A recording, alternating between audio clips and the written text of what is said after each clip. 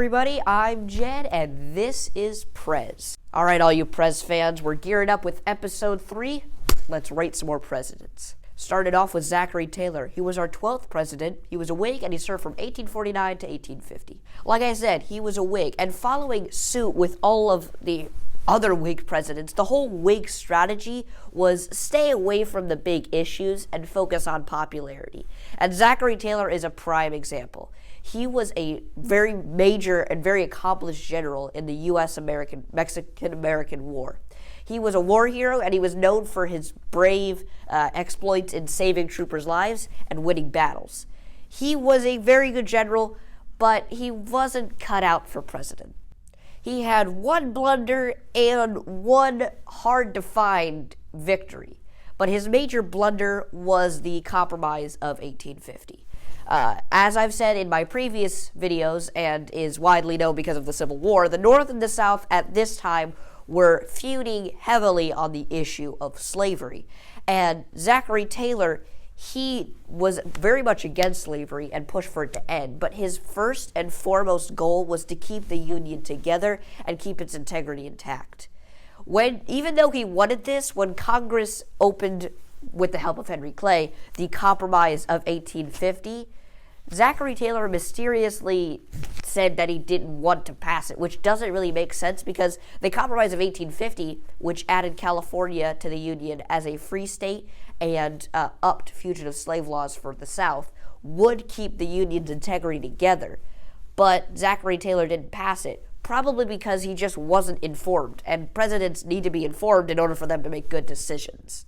Even though this early presidential mishap defined his entire presidency, Millard Fillmore, his vice president who took over, did pass the Missouri Compromise, but went overboard with the fugitive slave laws, so ended up ruining the compromise altogether. His one victory, however, was, like I said, Zachary Taylor was more on the side against slavery, and we had very few anti-slavery presidents during this period. So the fact that we had a voice against it, a voice that basically everyone trusted and respected, was a major win for the anti-slavery cause. Closing out Zachary Taylor, it's easy to point out his blunder and his small victory, but I'd like to close with just a short, funny story about his death.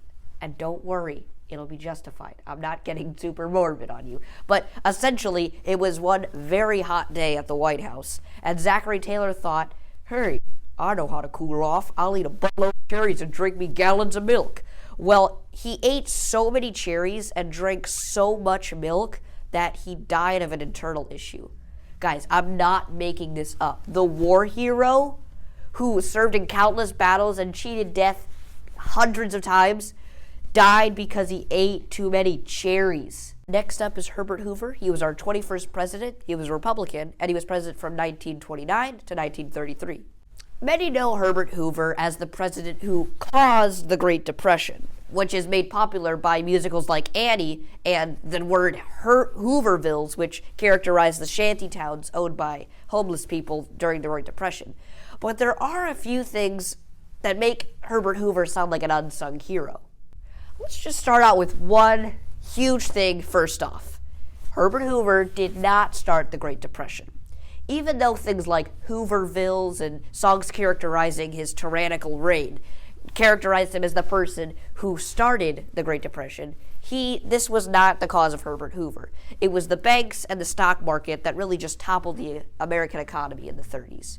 While Herbert Hoover was not the cause of the Great Depression, his policies didn't really help it.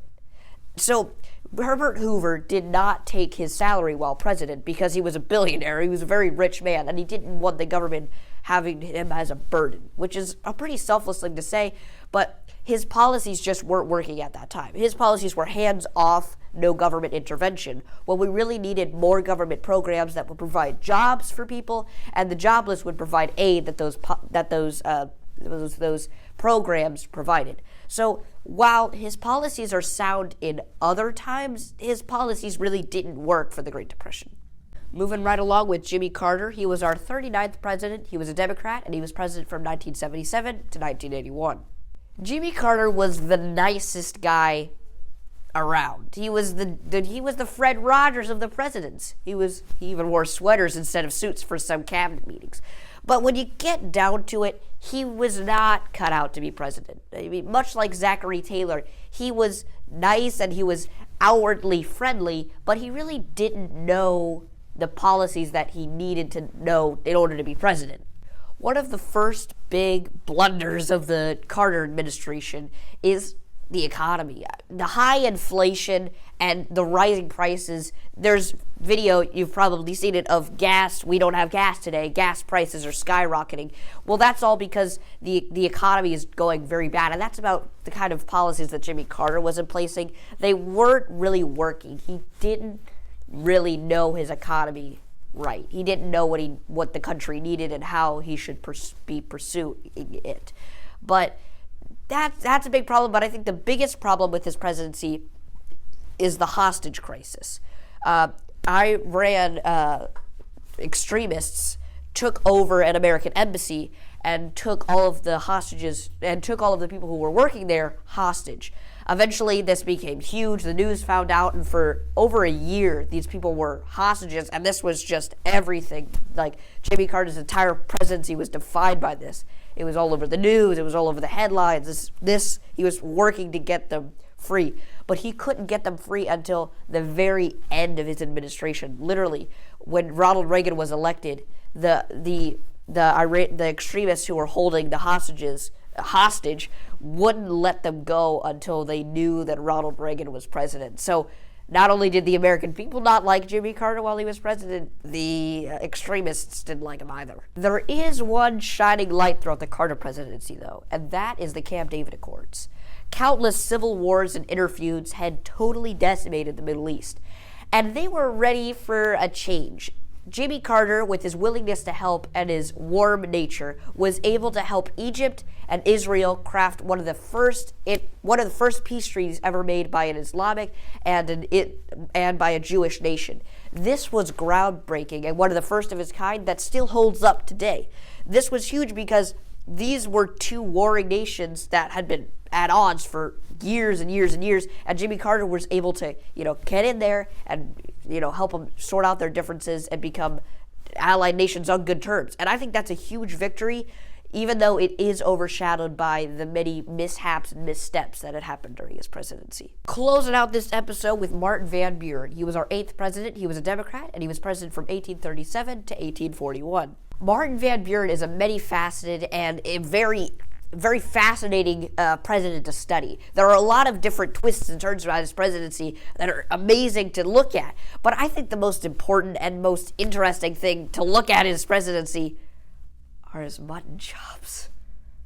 One of the most amazing things about Martin Van Buren are his accomplishments out of the presidency. Because when you look at just his presidency, which is what we're mainly doing to rank him, he doesn't have a shining, amazing, account. But outside, he was a political giant. Once the Democratic-Republican Party split, which was one of the most powerful parties in the history of politics, it split into the Democratic Party, which was championed by people like Thomas Jefferson, Andrew Jackson, and Martin Van Buren. Jackson finished off his tenure of a 2-term presidency. He turned to Martin Van Buren, his then vice president, to take on the helm and get elected next. Sadly, though, even though he was riding the popularity of Andrew Jackson, who was a people's president, Martin Van Buren was given a big mess to take care of. Now, towards the very end of Andrew Jackson's presidency, some economic stumbles were coming to light. Basically, Martin Van Buren took over the presidency right as a mini depression, you might say, was starting, where homelessness was high, their unemployment was high, everything was going downhill, and there was nothing Martin Van Buren could really do at the time because we weren't really sure, because this was early on, we weren't really sure how to handle these kinds of economic struggles. Even though this was in no way Martin Van Buren's fault, it was actually Andrew Jackson's fault, who, despite being a good foreign policy president and a people's president, wasn't great with economics, but Martin Van Buren had to take over that and take all of the blame for the Depression, much like Herbert Hoover, who had to take the blame for the Great Depression. But Martin Van Buren didn't necessarily help us trying to get out of it. He was known as a king president because he spent exorbitant amounts of money on outfits and paintings for the White House. So it seems insensitive, and it probably is when you look at him buying giant paintings and new furniture and new clothes for the White House when there are people begging for food outside. While he did try to stimulate the economy and get it back up and running, the Depression really just defines his presidency. There is one major good thing that Martin Van Buren has going for him, and that is his stance on slavery. Now, he's an early president. Like I said, he was our 8th president of the United States. And he was an anti-slavery president, which is huge because we haven't had any presidents beforehand who were very firmly anti-slavery.